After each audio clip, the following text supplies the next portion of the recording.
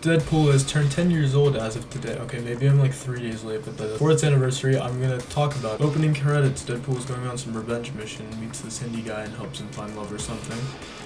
Oh, hello. Deadpool jumps off a bridge and then starts fighting this guy to get this guy named Francis. Colossus and Megasonic go try to get him and, tells Deadpool that what he's doing is wrong.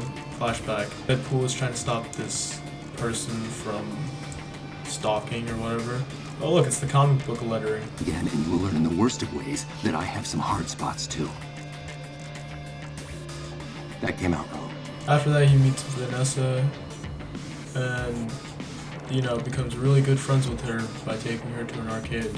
After the two decide to get married, Wade realizes that he has cancer. I sense clouds. Back to modern day. Deadpool stops Francis and Colossus is continuing to chastise him for it.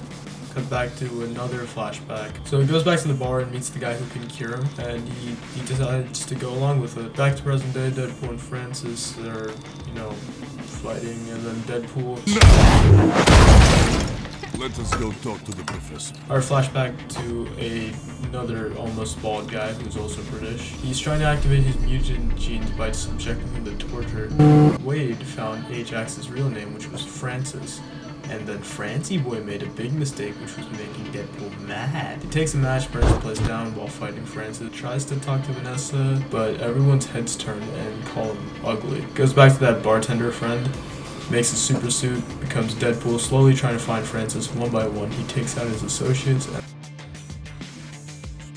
Alright, no more flashbacks, we're back in the present. Deadpool jumps into a garbage truck and now meets his friend, which is a blind lady named Al. Kane.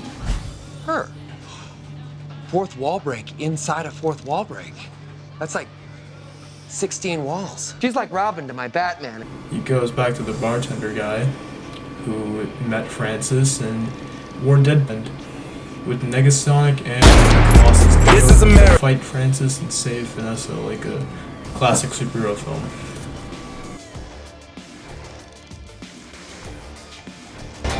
Jason's straight on the last for whatever reason.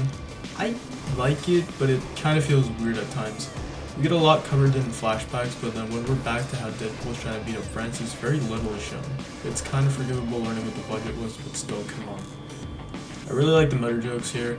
They're pretty funny. There's no reason why you have to make a Green Lantern joke. They just did it.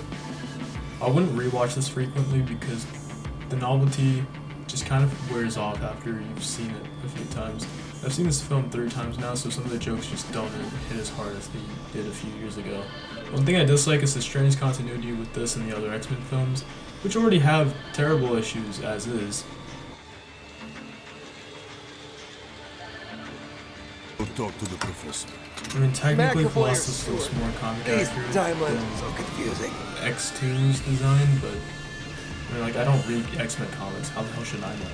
Another thing I really like is how well shot this is.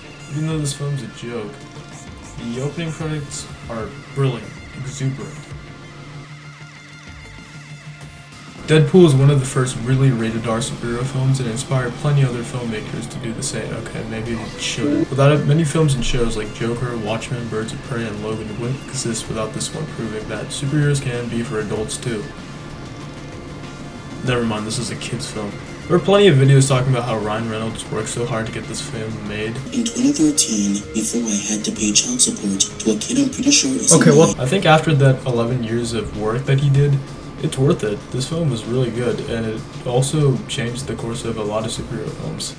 Well, here we are, the moment of truth. Another thing I want to do is I want to compare the original test footage to the final product. The test footage has a different song playing on a different radio and different crayons. The first 2 jokes said in the test footage are jokes used later in the highway scene. I think the highway scene did better, but, whatever. When he jumps to the car, in the test footage he speaks in Spanish and then tells a joke. In the final he just starts fighting. The car flips over in a completely different spot and Deadpool purposely cuts that guy's head off and makes a joke.